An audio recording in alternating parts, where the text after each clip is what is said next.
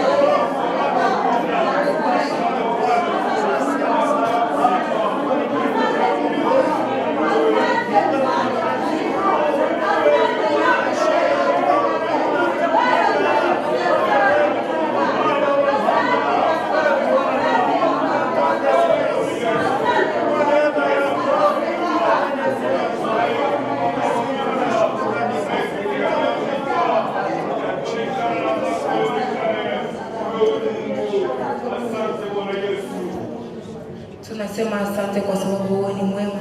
Tunalibariki jina lako, maana unastahili. Ulikuwa pamoja nasi muda wa wiki mzima, tuliona mkono wako Bwana.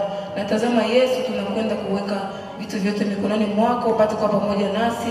Ni kwa jina la Yesu Kristo ninaomba na kuamini, amen. Tunaenda kipindi kingine cha kukusanya sadaka. Wakati mhusika wa kukusanya sadaka anapita, tupeleka kwaya ituimbie. Karibu.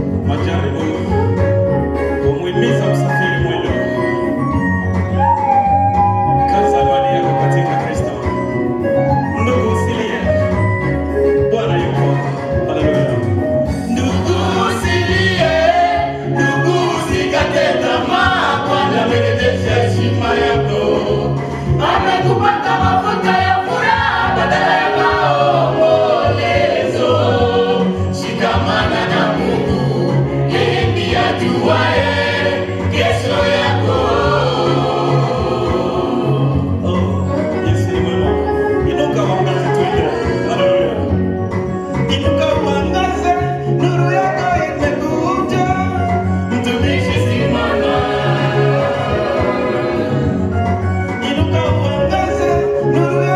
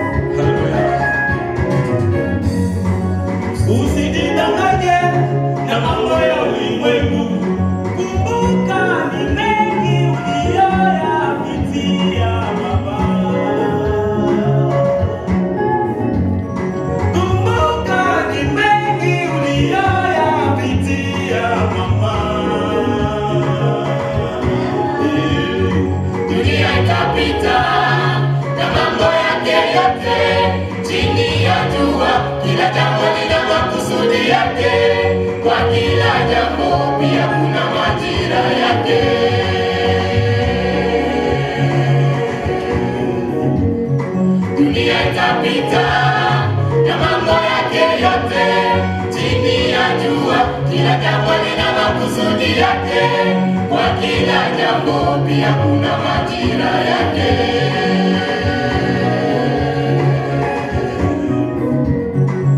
Usijidanganye na mambo ya ulimwengu, kumbuka ni mengi uliyoyapitia kaka.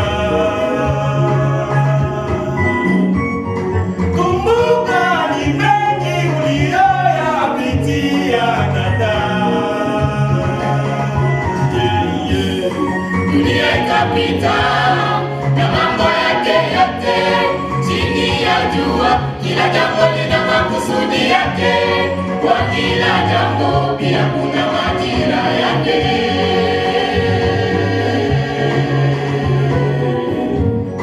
Dunia itapita na mambo yake yote chini ya jua. Kila jambo lina makusudi yake, kwa kila jambo pia kuna majira yake.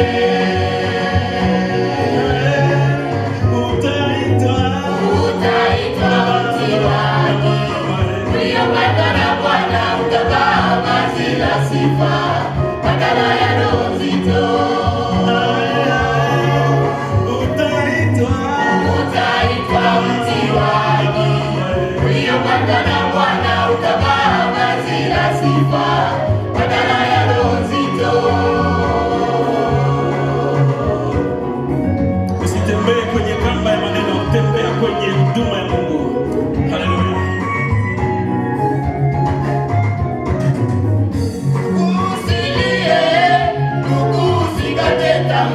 Bwana amerejesha heshima yako, amekupaka mafuta ya furaha badala ya maombolezo. Shikamana na Mungu, yeye ndiye ajuaye kesho yako. Usilie mama, ndugu, usilie ndugu, usikate tamaa. Bwana amerejesha heshima yako, amekupaka mafuta ya furaha badala ya maombolezo. Shikamana na Mungu, yeye ndiye ajuaye kesho yako.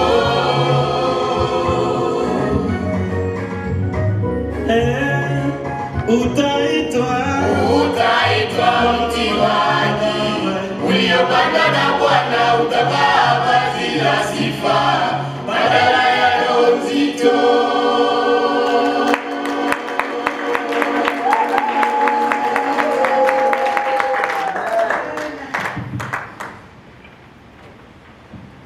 Bwana Yesu asifiwe sana. Makofi kwa kwaya yetu.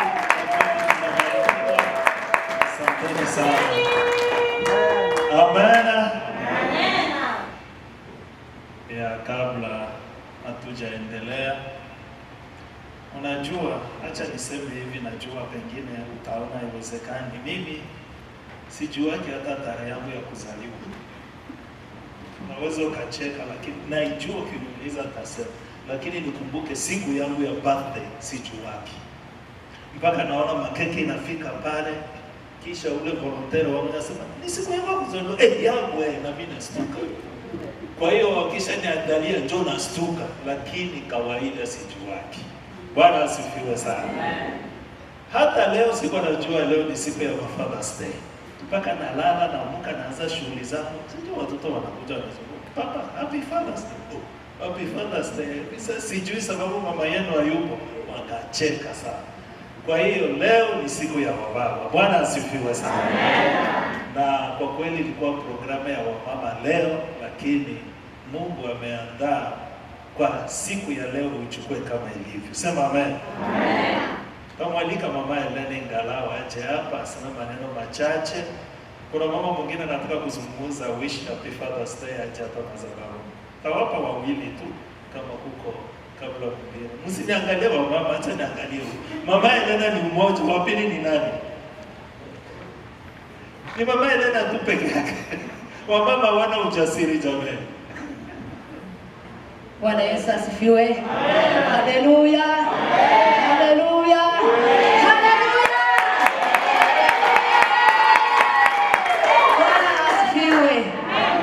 Leo ni siku nzuri, ni siku njema kwa wababa, hata kwa wamama pia. Tunataka tuwapongeze wababa wetu, pia wachungaji. Tunawapongeza kwa kazi nyingi mnafanya kwa ajili ya familia, kwa ajili ya kanisa, kwa ajili ya nchi. Tunajua wababa mbele ni Mungu, kisha Mungu ni wababa. Bwana Yesu asifiwe. Wababa wetu tunawapongeza sana na tunawapenda. Pole sana kwa kazi ngumu mnafanya. Mnatuhudumia mengi, mnahudumia nchi, mnahudumia kanisa. Mungu aendelee kuwatia nguvu, awape maisha marefu, awape kuishi, awape kutulea na kulea watoto wenu, awafikishe katika wajukuu na kizazi na kizazi na kizazi. Mbarikiwe sana kwa kazi njema mnatutendea. Kuna mama mwingine dakika 2. Mama wanajasema basi tunataka kuisha. Mama hivi. Mnakuwa mnaangaliana basi. Umesahau moja. Njoo hapo. Ni mama Elena tu. Leo ni siku yangu. Bwana asifiwe. Nataka wababa wasimame tuwapigie mikono matameni.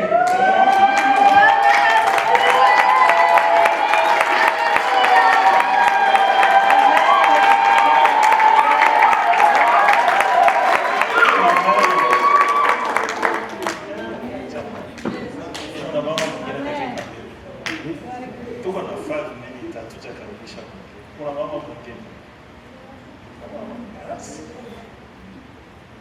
Natampatia Pastor Manuel. Njoo tuombe sadaka na pia ombe mpira wa mama. Lakini ndio siku yenu kama wamama wote hapa siku yenu. Baba, katika jina la Yesu Kristo wa Nazareti, tunakushukuru Mungu wetu kwa matendo makuu na maajabu ambayo unaendelea kutenda. Tazama, mkononi mwangu ninayo sadaka ya waamini wako, wanatenda kufuatana na maandiko, wanaleta katika yale ambayo uliwabariki Bwana. Acha uwatendee sawa sawa na maandiko. Yule ambaye hakupata nafasi ya kuchangia kwa hii Bwana, ninamwombea baraka, umbariki tena siku ifuatayo na yapate yale ya kuchangia pamoja na wengine, na kazi ambayo sadaka hii yataenda kufanya Bwana ya kupendeze tena. Bwana, tunabariki, tunaenda kubadilisha maombi. Ninaenda kuinua mkufunzi wetu wa siku ya leo. Kabla misingi ya dunia haijakuwa, ulijua kama ni yeye ndio atakaposimama kwa ajili ya kukurepresente. Acha Mungu wangu atakaposimama, upake mafuta, umsimamishe katika ujasiri ambao haujawahi kuwa Bwana. Acha atakapofungua kinywa chake, sisi mioyo yetu ikuwe tayari kwa ajili ya kupokea nini ambao wewe Mungu unaenda kuzungumza nasi. Asante Mungu wangu kwa kuwa utaendelea kusimama, utaendelea kupiga muhuri katika yale ambayo anazungumza. Ninaenda kufungia tena yale yote yanaweza kuwa makusudi ya shetani ili tusisikilize yale ambayo anaenda kuzungumza. Ninayafungia kazi na kuyaharibu katika jina la Yesu Kristo wa Nazareti. Ninanyamazisha kimya yale yote ambayo pepo ya kuleta distraction. Bwana, acha ambatanisha mioyo yetu na neno lako la siku ya leo, kwa kuwa tunahitaji kupona. Ni katika neno lako ndio tunapata dawa Bwana. Asante Mungu wangu kwa kuwa unaenda kutuwezesha. Asante Bwana kwa kuwa unaenda zungumza nasi. Tutakapopokea tutabarikiwa wote. Ni kwa uwezo na mamlaka ya jina la Yesu Kristo naomba na nikiamini. Amen. Amen. Amen. Tusimame tuimbe chorus. Nafikiri nitaomba mkongata familia. Bwana ndiye mchungaji wa Zaburi yote. Sio naifahamu eh? Tusimame jamani, tusimame.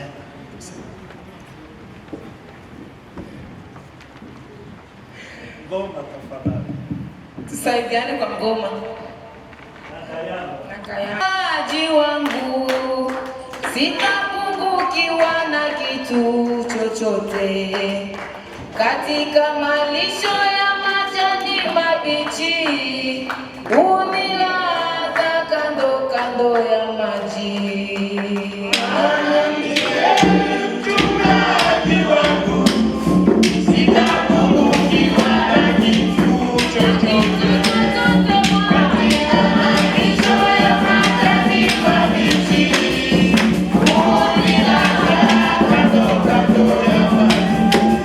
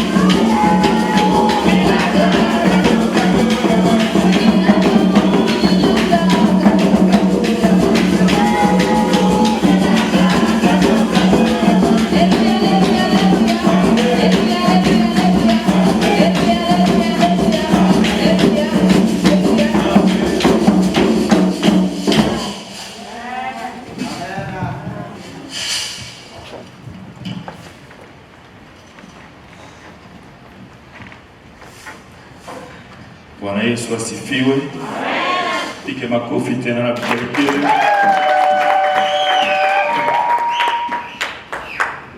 Namshukuru Mungu kwa mbele yenu siku yetu leo ya baba, na mimi ni baba kwa ndani ya baba. Leo nilikuwa naongea na kijana moya,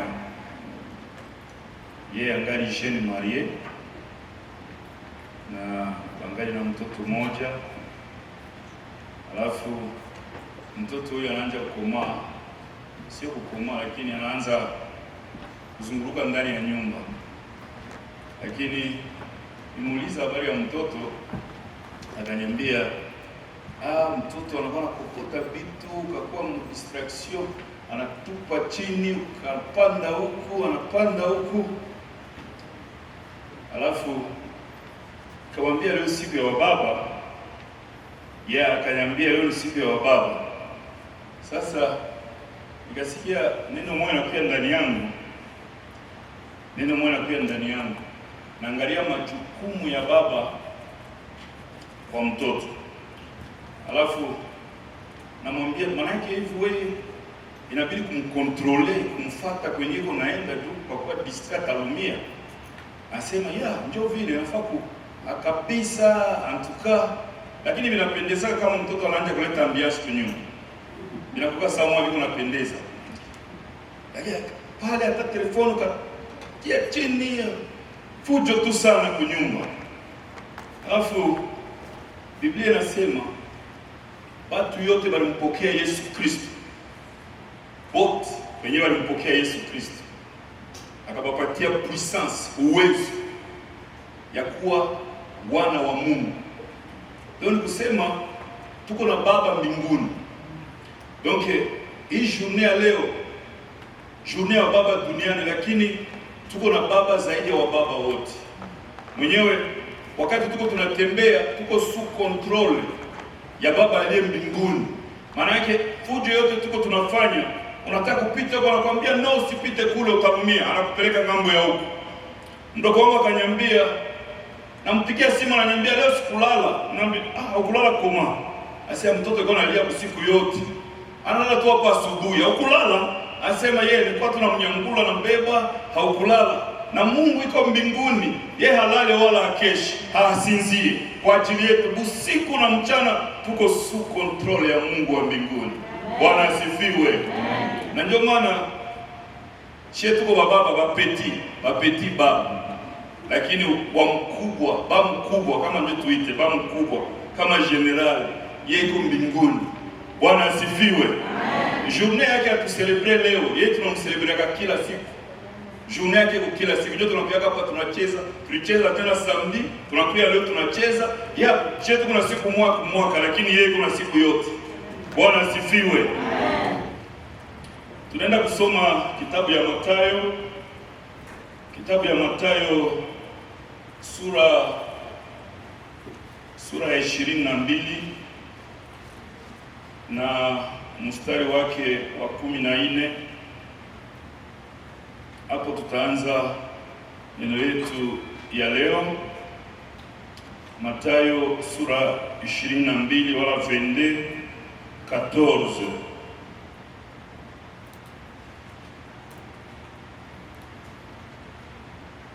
Tunasoma katika jina la Yesu. Maandiko yanasema, kwa maana waitwao ni wengi, bali wateule ni wachache. Amen. Bwana Yesu asifiwe. Yesu akasema benye biko banaitwa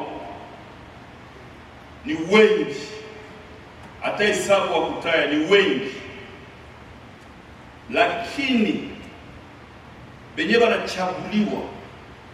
banachaguliwa asema ni bachache.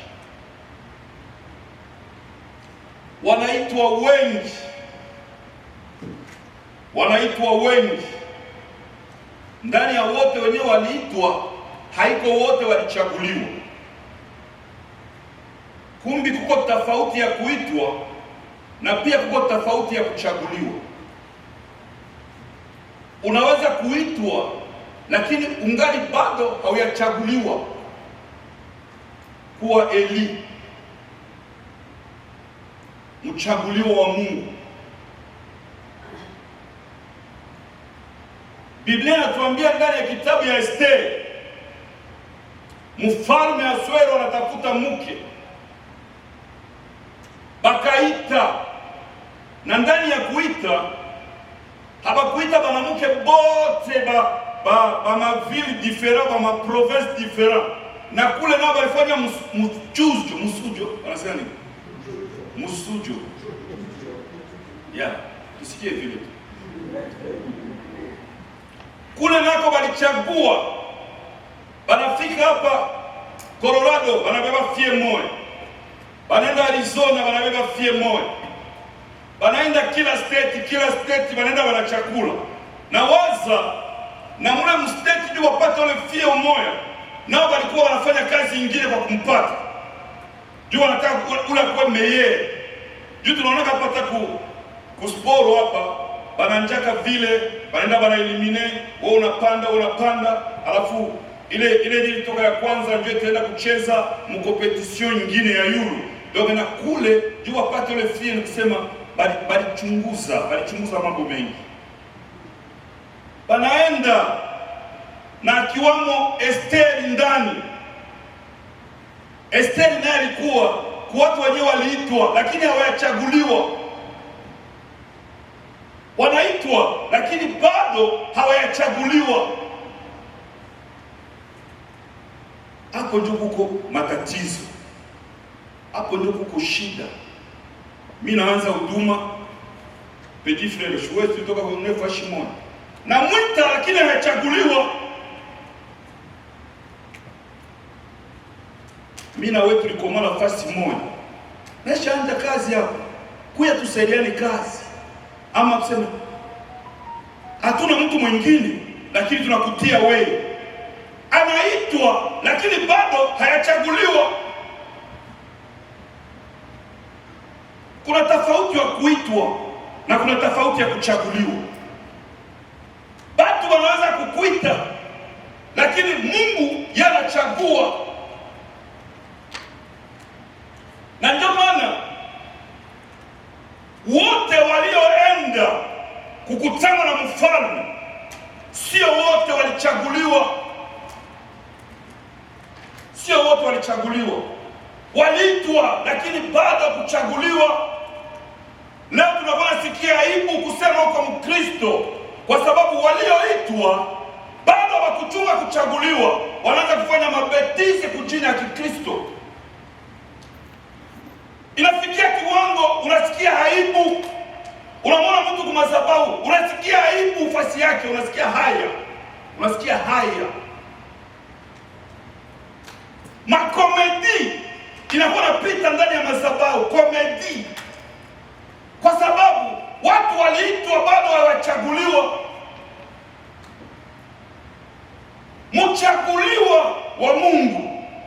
Mchaguliwa wa Mungu hautaponda wakati utamtambua. Hautaponda wakati. Hasukumwe na mtu. Hasukumwe, habululwe, halazimishwe. Mchaguliwa. Bakaenda bakajipamba maandalizi. Kulikuwa wasomi,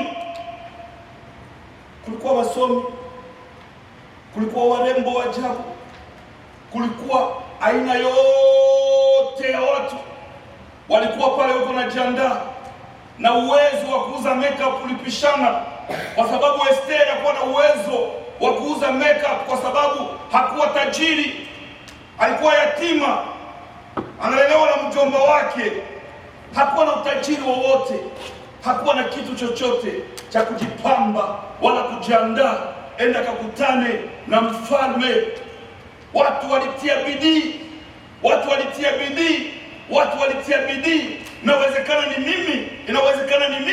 Inawezekana ni mimi. Kila mtu akajisikia kivyake. Kuna wakati mtu anaweza kubeba kioo akishakuvala anajua akiona jangalia, shetani anaweza kudanganya sema kama uko bazuri wewe wa kwanza dunia mzima, wewe ndio wa kwanza. Kama wanapendezaka wewe unapendeza kushinda watu wote. Njoo katoka pale mabeke na panda yuro unasema njoo mimi. Kumbe shetani kuna kudanganya tu. Shetani kuna kudanganya. Ndani yetu kuko tu udhaifu. Wote kwa mrefu, mwingine kwa mfupi, mwingine kwa mnene, mwingine kwa mwembamba. Kila mtu kuna namna Mungu alimuumba, lakini kila mtu kwa fiere kisi Mungu alimfanya. Bwana asifiwe. Amen. Wakati walipoenda kuchagua, wote wenyewe waliingia pale, haiko wote walichaguliwa. Alafu nitaomba uwe ndani ya listi ya wachaguliwa. Neema ya Mungu iwe ndani ya maisha yako, kuliste ya wachaguliwa. Wachaguliwa wa Mungu ndani ya mateso, ndani ya furaha, ndani ya magumu, hawawezi kumwacha Mungu. Na ndio maana Paulo akamwambia Timotheo, umtumikie Mungu wakati unaofaa, pia wakati usiofaa. Kwa sababu mchaguliwa iklima yote anamtumikia Mungu, ndani ya majaribu, ndani ya vita, ndani ya kutukaniwa, ndani ya kudharauliwa, ndani ya kusemewa uongo, ndani ya mambo mengi. Mchaguliwa kuima zingira yote anasimama bila kuvunjika moyo, bila kupandwa na hasira, bila kujibia mtu mbaya, kwa sababu yeye ni mchaguliwa. Bwana Yesu asifiwe. Amen. Esther alibariki watu wengi sana mpaka leo. Hakuwa natafuta fanane bengine, lakini alitosheka na benye alikuwa navyo, na akasikia shauri ya mjomba wake. Na wakati walipoenda kupita, wengine walipita mavazi ya bei ya thamani kama ya bei ya thamani ya nini? Ya bei kali kama samani. Mavazi ya bei ya samani, wakapita, lakini huyu yatima, Mungu anasema yeye ni Mungu wa mayatima. Mungu akampamba tofauti, kwa sababu wengine walijipamba nje, lakini yeye akajipamba ndani. Nje haifai kitu, lakini ndani inafaa mbele ya Mungu wetu. Kupata kibali mbele ya Mungu sio mavazi ya nje, lakini unapata kibali katika mavazi ya ndani. Esther wakati alipita pale, mfalme akamnyoshia fimbo, akachaguliwa, akapata neema, akachaguliwa katikati ya wale wafie wote, yeye akachaguliwa. Kwa sababu kanini tunazungumza hii maneno? Ndugu yangu, siku moja wakatufundisha mbegu ya kuanguka ndani ya udongo mzuri na mbegu ya kuanguka kwa udongo na yenyewe inaanguka ndani ya mizizi, yenyewe inaanguka ndani ya mwamba. Lakini nitapendelea takutakia ukuwe udongo mzuri. Wakati unaingia mkanisa, usiye tu bakuone, lakini utafute connection ya Mungu. Utatoka hapo unabarikiwa. Utabarikiwa sana. Lakini kuko shetani anaweza kuingia, tahubiri mambo mazuri, lakini kaponyoka moyo, ndio leo unaganya yote mazuri unapoteza. Ule ni shetani. Lakini vize maneno ya kweli ya Mungu. Wakati unatoka uvize. Dimashi iliyopita mchungaji anafundisha, nikafuata neno, lakini ili neno likaingia mkonexio ya Saint Esprit, nikasikia, nikaanza kupata ufunuo kulile neno, nikaanza kupata revelation kulile neno. Nalitoka hapa ukanisa, siaenda tasi ya kunja tape kwa lamida, nikaanza kuongea na mke wangu. Mimi namwambia ile neno pastor anafundisha, na mimi nasikia muziki niongeze kuifundisha. Sijajua kama nitahubiri leo hapa. Na kwa sijui kama nitahubiri leo hapa. Lakini niko namwambia tahubiri hayo Sunday. Yeye uliko kwa. Tahubiri hayo Sunday. Lakini sijui kama nitahubiri hapo Sunday. Naomba tahubiri hayo Sunday. Kisha nafungula telefoni yangu. Niko pale tayari ya kufungulia. Na nafanya audio ya mimi peke binafsi. Yale maneno nilikuwa nasikia alizoniongea. nafanya audio, naongea tena mambo juu ya chombo cha Bwana, chombo cha Bwana. Naanza kurudilia mie peke, niko nafanya audio yeko pembeni yangu, kuna nisikia, niko natembeza na niko nafanya audio personnel, kwa sababu nakuwaka na bitide kama mimi napokea ujumbe wa Mungu, sina nafasi ya kuandika, nafanya audio kwa telefoni, tahubiri neno. Lakini nalishangaa, nikaambiwa kama nitahubiri leo. Bwana asifiwe. Nalishangaa, nikasema kumbe Mungu iko wa maajabu sana. Mungu kama ukajikonekte naye atabaweka singa moya. Na ndio maana Biblia inasema wakati Elizabeth na Maria balikutana, bitoto bilifanya nini? Bitingizika, kwa sababu kulikuwa connection ilikuwa ile hema. Saint Esprit wakati kunafanya kazi Roho Mtakatifu na wako na Roho Mtakatifu, kunakuwa kitu kimoja kinaitwa smart, inaburulana, unasikia. Lakini kama unaingia mu eglise hausantile kitu, ndugu yangu, tafuta Saint Esprit ndani ya maisha yako. Na Biblia inasema benye wanampendeza Mungu ni bale ba kiroho. Kama tukitembea na mwili ni adui wa Mungu, lakini Roho Mtakatifu akajimanifeste ndani yetu, tukatembea ndani ya mafunuo. Hatuna lazima sana ya mateoloji, hatuna lazima kitu, kuna lazima ya revelation ya parole, revelation ya neno ya Mungu, revelation ya verite ya Mungu, ndio yenyewe tunahitaji leo. Alafu kwa kifupi, napenda nizungumuze tena juu ya chombo, na ndio maana naanza kwa neno la kuchaguliwa. Ndani ya nyumba kuko vyombo vingi, masufuria iko inajaa, masufuria hapo inajaa, lakini kama unataka kutumia haiko vyote, lakini utachagua moja.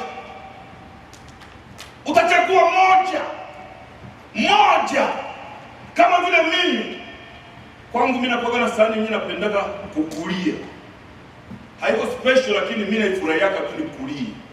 Donc kama mimi naikuta haiko tayari, nasikia huzuni sana, lakini nasikia sana vile sikualeza, lakini napendaka kuko sahani mimi napendaka, mke wangu anajua. Kwa sahani napendaka kukulia. Nikakuja tu nataka kufungua kabati, naanza kuangalia kwenyewe panawekaka, nianze kuchukua.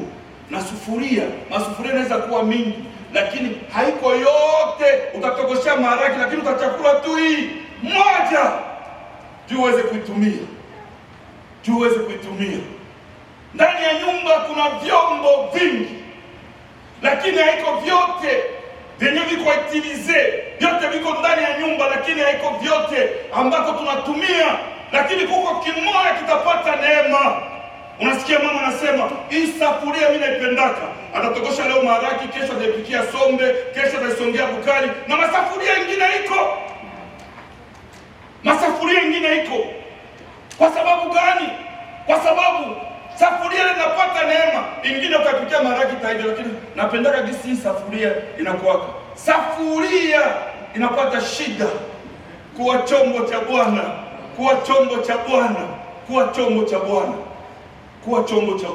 ni jambo la furaha sana, ni kupata neema. Kuwa chombo cha Bwana. Bwana asifiwe.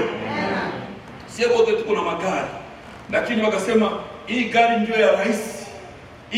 ya rais, ndio chombo chenye anatumia kwa usafiri. Ile chombo inapata neema kubwa, kwa sababu inapanguziwa, kwa sababu inasafishiwa, kwa sababu inaenda ku maintenance. Hata yakuwa na problem inaenda ku maintenance, hata ina shida wanaenda kufanya maintenance, kwa sababu haihitaji kuzimika njiani, haihitaji kusimama njiani, haihitaji kuwa na tatizo lolote. Chombo cha Bwana ni furaha, ndugu yangu, kuwa chombo cha Bwana. Alafu ni vizuri tena kukubali utumikishwe na yeye Mungu. Unaweza kuwa chombo, lakini ni vizuri utumikishwe na yeye Mungu. Bwana asifiwe. Amen. Bwana asifiwe. Amen. Chombo, neno la kwanza, chombo ambako Mungu anapenda kutumia zaidi ni mateso ndani ya mwili, kufunga kuomba, kuhubiri. Unajua hapa haiko mtu wote anasimama hapa aliandaliwa kusimama. Kuna wakati mmoja mchungaji anasimama hapa, haikuwa zamu yake ya kusimama hapa, lakini chombo kinakubali kuzima pendo. Lakini mwa mtaona tu ni kawaida, mtaona tu ni kawaida, lakini hamjui. Alafu kama hakuwa tayari ili Mungu amtumie, akafika hapa, atakuwa na kikukumishi. Mwana kikukumishi anakosa maneno, anakaukiwa. Na ndio maana nasema connection ya Mungu inapaswa kuwa tayari chombo kwa ajili ya kutumiwa. Kile chombo ambako unapenda utumie, kama kiko tayari utakitumia. Unakuya watoto wanakufa njala, watoto wanakufa njala, unaenda kuburia sufuria, unakuta kuna sombe uchafu nini, utaitumia tena? Utaitumia tena? Hawezi kutumia tena, kwa sababu haiko tayari kwa matumizi, haiko tayari kwa kufanya kazi, haiko tayari kwa kupika sombe, haiko tayari kwa kupika maragi, haiko tayari, kwa sababu chombo kutaka kuwa kizuri ni chombo cha kujitakasa kila wakati. Bwana asifiwe. Bwana asifiwe. Tusomee Timotheo wa pili. Timotheo wa pili. Mikro yangu unasikia unafanya maiko. Sijui kama ile sauti ya maiko, kama ni sauti kubwa sio kama na mimi napita sauti kabambi. Ndio vile Mungu alipenda niwe na sauti kabambi. Namshukuru Mungu nipa sauti kabambi. Bwana asifiwe. Amen. Ingekuwa mtu anachagua sauti kama kila mtu anakuja tia kwa tenor, tia kwa alto, tia kwa bass, tia kwa, mimi napenda hii. Lakini kama una shwa ikangorome na ngoroma tu, ikakuwa kidogo yako ile, ndio Mungu alikupa, ndio ile ile tu, hautabadilisha. Hakuna shwa, hatuna shwa kwa hii. Bwana asifiwe. Amen. Timotheo wa pili sura yake ya pili mstari wa 12 mpaka 11. Nasoma katika jina la Yesu. Timotheo wa pili sura ya pili mstari wa 12 hadi 11. Maandiko yanasema, basi katika nyumba kubwa havimo vyombo vya dhahabu na fedha tu, bali na vya mti na vya udongo, vingine vina heshima, vingine havina. Basi ikiwa mtu amejitakasa kwa kujitenga na hao, atakuwa chombo cha kupata heshima, kilichosafishwa, kifahacho Bwana, kimetengenezwa kwa kila kazi iliyo njema. Bwana asifiwe. Amen. Bwana asifiwe. Amen. 21. Sikiliza. Narudia 21. Basi ikiwa mtu amejitakasa kwa kujitenga na hao, atakuwa chombo cha kupata heshima, kilichosafishwa, kifahacho Bwana, kimetengenezwa kwa kila kazi iliyo njema. Kazi yote iliyo njema ya Mungu. Bwana asifiwe. Amen. Sijui kama unafuata ile verse nzuri.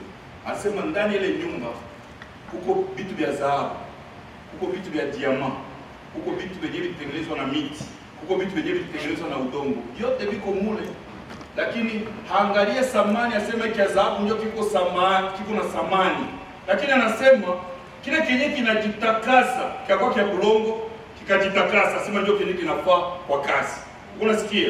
Unasikia ile verse anasema kile kenye kinajitakasa. Anasema mko vitu vya dhahabu, mko vitu vya diamant, vile ndio vya valeur kwa sie banadamu. Lakini hivi vyombo vinaweza kuwa vinachafuka, lakini havifai japokuwa ni vya dhahabu, havifai kwa kazi, havifai tena kwa matumizi. Lakini kile kia udongo kinaweza kuwa kinakuwa na faida, kwa sababu kinajitakasa, kiko kinatakasika. Mtu anaweza kutumia kile, afadhali kutumia kile kuliko kutumia. Unaweza kuwa na nguo ya spare, usipende njoo unapenda iko nguo ya spare, lakini unaikuta ile siku kuchafu, mafuta fashi yote, unakia kuangalia njoo kotebu, njoo mnaita ile ya mwisho, ile ya mwisho kotebu, Njoo ile ya mwisho ile. Sasa unaenda kuangalia ile ya mwisho, njoo iko sway inatakata, inapendezwa, pasi na nyoroka ikuviringa, haikuvurugana. Ya wapi utavala? Ya wapi utavala? Utavala super, utavala gotebu. Bwana asifiwe. Vile Mungu wetu yuko mbinguni. Vile Mungu wetu yuko mbinguni. Angalia masomo yako. Asema wewe ndio ulisoma sana, wewe ndio lisansie, huyu ndio kusoma iletre. Mungu anaangalia mwenye kujitakasa na mwenye kujisafisha. Ule ndio iko tayari kwa kufaa kwa kazi yote njema ya Mungu. Bwana asifiwe. Amen. Bwana asifiwe. Amen.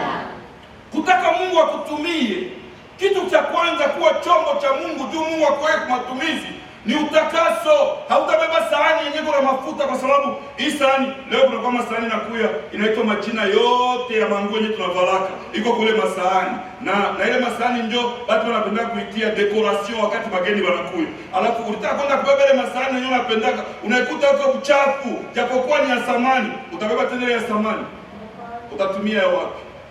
Ile benyo ulikuwa unaanza kudharau mbele, ndio utakayetia kumeza. Alafu unaanza kumwona tuna watoto. Mwe watoto tunataka kwambia kama mtu anakula sikule sahani yake, kama mtu anakula sikule, lakini hawatatumia tena, bageni watatumia ile ndio ulikuwa unataka kudharau zamani. Bwana asifiwe. Amen. Ndio kile Mungu kutaka kuetilize. Mungu kutaka kuetilize. Kitu cha kwanza ni utakaso. Na utakaso sio wa mavazi sio utakaso, lakini utakaso wa mtu wa ndani. Mtu wa ndani. Yesu anasema mtu wa makaburi nje mnafanana binye, lakini ndani hakuna kitu. Tuanze kwanza ndani, utakaso wa mtu wa ndani. Mungu kutaka kukutumia ni kukamata decision ya kuacha dhambi. Inashangaza leo. Unaona kwa social media, pastor anakuwa kwa nyumba ya mtu anamkamata kukoni. Ulifika yeye hapa pastor, ulifika hapa ndugu mnisamee. Ulifika yeye kwa nyumba ya watu na huko nenda kwa madhabahu. Bwana asifiwe. Amen. Huko nenda kwa madhabahu. Haiko tena instrima ile, haiko tena tayari kwa kazi, haiko tena kumafaa kwa kazi. Bwana asifiwe. Amen. Chombo kiko tayari kufanya kazi kwa ajili ya wengine. Soma Biblia kwa ajili ya wengine. Wakorintho wa pili sura ya 11. Soma tu 20 na mwenye kuandika andike 24 mpaka 28, lakini wewe soma tu 28 kwa komboa Mungu. 2 Corinthiens chapitre 11. Mwenye kuandika andike 24, lakini mwenye kusoma asome 28. Tunasoma Makumi 28 inasema, bagairi ya mambo ya nje yako yanijiayo kila siku ndiyo maangalizi ya makanisa yote. Bwana asifiwe. Bwana asifiwe. Amen. Kuna mara nakuwa nafikiriaka dimension spirituelle ya watu wengine, inanipatiaka wivu sana. Paulo ni mtu mmoja alimtumikia Mungu kiwango kingine. Paulo hapo kaanza kuvenkati, anaanza kuonesha mateso yenye anapata juu ya Injili. Asema mie Paulo nalipigwa, hii hapana ya muzaa, napigwa kabisa fimbo.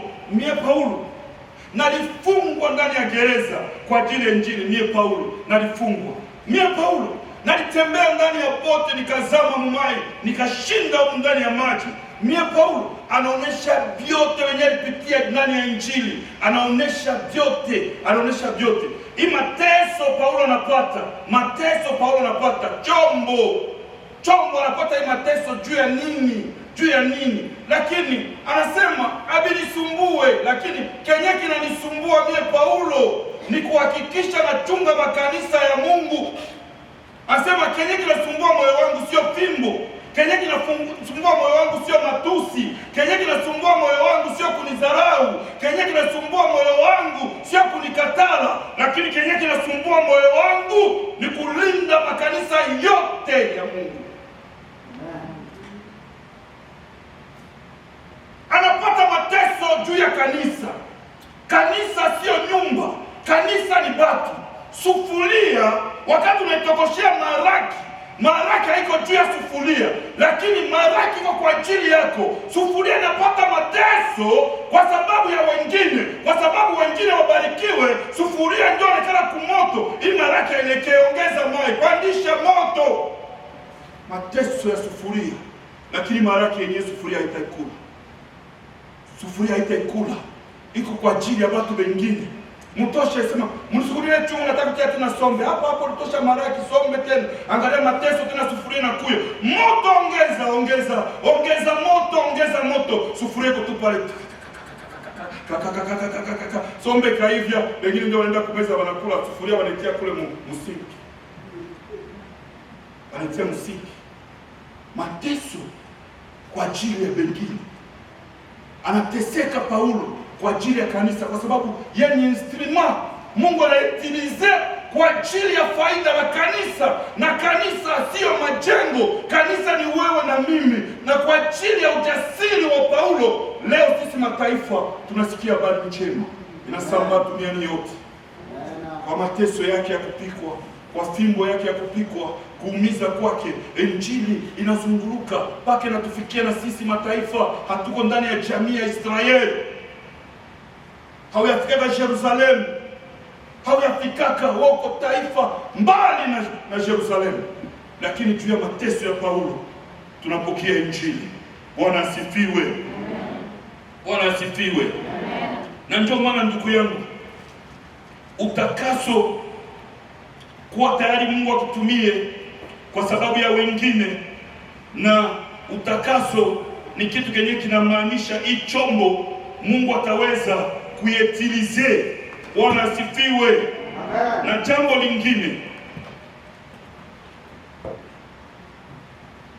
jambo lingine, hauna mamlaka yako wewe mwenyewe. Sufuria kama wanaipigia leo, wanaipigia kesho, wanaipigia juma mzima, jamais sufuria itaita kuambia ndugu yangu unyache kwa leo nipumziki, beba kama sufuria nyingine, mimi nateswa kila siku moto, acha kwanza na mimi nipumzike. Lakini sufuria haina uwezo wa kusema, kwa sababu mwenyewe sufuria angali na besoin kuutilize. Ndugu yangu, usinungunike kama Mungu yuko na kuutilize. Mungu yuko na kuuse kwa ajili ya wengine, kuinua wengine na kupeleka wengine katika safari ya mbingu. Usinungunike kwa sababu Mungu anakupatia ile neema. Anasema apandache mtu ndio atafanya nini? Atavuna. Anayepanda ndio atavuna. Ndugu yangu, usipunjike moyo, kwa sababu Mungu anakuutilize. Unakuja kumkutana wa mama mbili, pengine biko wa mama tatu, nyingine siku unajikuta huko wewe peke. Pika magoti tu uombe, ukamate zamu ya wale wengine bote. Mungu wakutani wanajifanya busy sana. Mungu wakutani wanajifanya hivi, Mungu walete tena, Mungu akuutilize. Maana kile siku Mungu alipenda kuyuzi wewe, akuutilize wewe kwa ajili ya faida ya wengine. Bwana asifiwe. Amen. Bwana asifiwe. Amen. Ndugu yangu, gari yako ni chombo. Gari haiwezi kukwambia sipende leo kupita kwa highway, lakini decision tu yako wewe peke. Nasema nimechachelewa highway. Gari itakwambia baba, highway tena speed mapini na chauffeur motel. Asema naenda highway, iko kimya pale. Unatoka kwa highway 70 ndio karibu, unaingia tena kwa highway 70, lakini gari iko tu pale tu, unafika na izimu, unaingia kwa nyumba. Nahesabu kuuza mafuta kwa Kingsupo. Unakuja tena hata kwambia, tunachoka, tunakia sasa hivi. Kwa sababu yeye haiko kwa yeye, lakini iko kwa ajili yako. Sie kama tunakuwa Bakristo, hatuko tena tunaishi selon sie, lakini tuko naishi selon Baba aliye mbinguni. Sana penda na tuetilize, na sana penda kutupumuzisha, atupumuzishe, lakini hatuna cha kusema. Bwana asifiwe. Amen. Bwana asifiwe. Amen. Jambo lingine, Mungu Unajua watu wanauza manyumba na mimi niko ndani. Siseme kama ni kuuza. Tunalazima kule kubenki. Juu leo na kesho nikagonjwa hapa, mimi nashindwa kupiga overtime. Banki hata nirumie tabeba nyumba yao. Wakati tunalazima mpaka sio tutapay off ndio tutasema nyumba yao. Lakini hapo ingali nyumba ya benki. Ni term tu tunasema nauza nyumba, lakini ingali ya benki. Pende usipopende nyumba ya banki. Bwana asifiwe. Chelewa mwezi mmoja uone mabarua na kuyaka. Mwezi mmoja tuone mabarua kisha kuyaka. Tunaongeza, tunafanya hivi. Kwa sababu haiko ungekuwa yako naambia bwana mimi naachana na mwenye mshikaji yake tena. Juu nyumba ni yangu. Sema basi tu. Bwana asifiwe. Amen. Sasa pale kwa nyumba tunaanza masystem yako leo ni ya kutia makamera. Kamera ya mlango, kamera ya garage, kamera ya nyuma mlango, na bengine wanatia kamera ndani ya nyumba. Zaidi kama uko na roommate, unakosha control nyumba yako, unatia makamera mule ndani. Alafu kamera kazi yake nini sasa? Kamera kazi yake ni kuangalia mwenye anaingia na mwenye anatoka, lakini kazi kabambe ni kuproteger vitu vyenyewe uliweka ndani ya nyumba yako. Bwana asifiwe. Amen. Ni kuproteger vitu vyenyewe uliweka ndani ya nyumba yako. Wazee wangu akaniambia, asema mimi nalikuwa safari, tunaenda vacation. Lakini sana rudia na cheki kamera yangu. Naona mtu mwenye anajifunika shapo, ile mambo ya kufunga kwa kichwa, anataka kufungula mele yako. Sijui Kenya alibeba ndani na akavuka tena kwa jirani, akagusa karibu mamele 3, lakini sikujua Kenya anafanya. Lakini kamera yangu kuna ile video. Kama unapenda takusend, kama mnapoteza kitu, kama mnapenda kuripoti kwa polisi, mniambie nitakupatia ile video muangalie jinsi vilikuwa napitikana.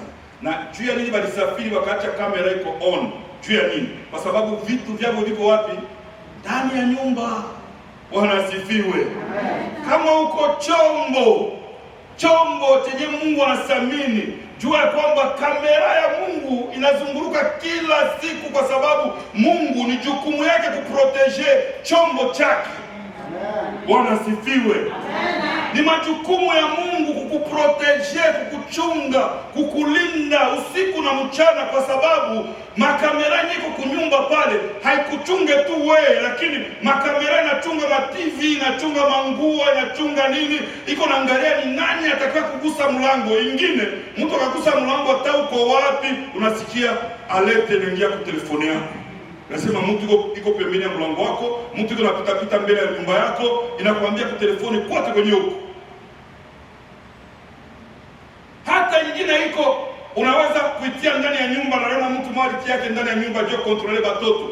Batoto kama biko na kwenye iko tu anafungula, anaangalia yule, anaangalia iPad pale, anaangalia huyo hapo, yuko anaangalia telefoni, huyo hapo yuko anaangalia basi soke kitchen. Na yuko na mamlaka ya kugusa flash, anawaambia ushende pale. Anasikia sauti inatoka mu kamera, lakini hapa hawezi kuongea ukasikia. Bwana asifiwe. Amen. Kama unaitwa chombo cha Mungu, jua ya kwamba ndio maana Biblia inasema anayegusa mtumishi wangu anagusa nini? Anagusa nini? Mboni ya jicho. Anayegusa mtumishi wangu anagusa mboni ya jicho. Mboni ya jicho nani anatikaka naye? Nani anatika? Na hata mpepea tukapita hivi inakuwa na speed mwangu. Ushafungura. Kwa sababu Mungu apende mtu aguse mboni ya jicho. Sikia sasa, jicho ya Mungu nataka kutia kiroho. Donc pale kuko danger. Hapana anasema unamtia mtumishi wa Mungu mboni, anasema ukachokoza mtumishi wangu unagusa mboni ya jicho yangu. Tunaona ile ukali wa Mungu pale kuko ukali wa Mungu. Nikutaka kusema nini? Mungu hawezi kuitika kama uko chombo chake. Bachawi bali wakuchezee. Kama uko chombo chake, Mungu hawezi kuitika. Na ndio maana ndugu yangu, tunapata magumu mingi na matatizo mengi kwa ajili ya watumishi ya Mungu, kwa ajili ya majombo ya Mungu. Wakati unagusa wapakaliwa mafuta, ama unagusa pale bachombo cha Mungu, ujue unamgusa Mungu ndani ya jicho. Makamera ya Mungu inazunguruka, security ya Mungu inazunguruka kwa ajili yao. Bwana asifiwe. Amen. Unajua gari yako. Si wewe unaibebaka. Gari nani anaibebaka? Gari ndio inabebaka wewe, ubie wewe unaipeleka kwenye unapenda. Kunja kushoto, kunja kutoka, kunja hivi. Kwenda mbio, kwenda pole pole, simama, kunja. Mwana anafanya gari nani? Do. Gari ndio la kuyuzi wewe, ubie wewe unayuzi gari. Wewe unayuzi gari. Sasa mwenye anasukulaka gari ni nani? Mwenye ana change oil ni nani? Mwenye ana change brake ni nani? Pale ndugu yangu, kama uko chombo cha Mungu, Mungu anabeba swe yako. Mungu anabeba swe yako. Yeye ndo anakutunza sasa juu kuetaya mzuri juu Mungu akuetilize. Kama kwa mwetaya mbaya Mungu hawezi kukutumia. Na ndio maana ndugu yangu, Mungu anafanya gharama kubwa sana ndani ya vyombo. Ndani ya vyombo vyake. Anafanya gharama kwa sababu gari iwe kwa boneta, etaye mzuri, itembee vizuri, inabidi kuifanyia tretier na tretier. Wewe ndio unaiuzi gari, lakini wewe ndio unaifanya tretier, unatosha gharama, kutosha pesa. Kama Mungu anatumia gharama kwa ajili ya kutunza watumishi yake, kwa ajili ya kuwapaka mafuta. Mafuta ikaisha kugari, nani mwana ongezaka? Nani anaongeza mafuta ikaisha gazi? Nani mwenye anaongezaka? Mwenye anagusa makuta kumfuko gari au peke yake anachichomeka kule na jiuzia gazi. Mwenye anagusa kuwalete kuuza gazi ni nani? Ndio vile Mungu anatupaka mafuta usiku na mchana. Wakati tunapungukiwa, naona mtumishi wangu anapungukiwa, Mungu anakuja anatupaka mafuta, nguvu ya Roho Mtakatifu iweze kutembea ndani ya maisha yetu. Nini ende kwako na kwangu, na Mungu aibariki.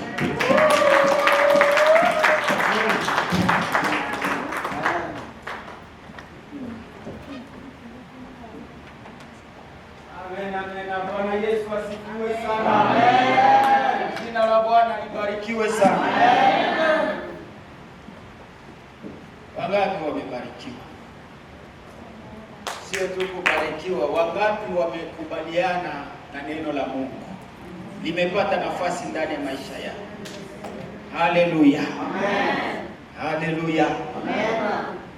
Mungu ni mwema. 2000 ilikuwa sijui mwezi wa ngapi, Papa Rama nakumbukaga au sijui nani, wakati tunataka kuanza corona.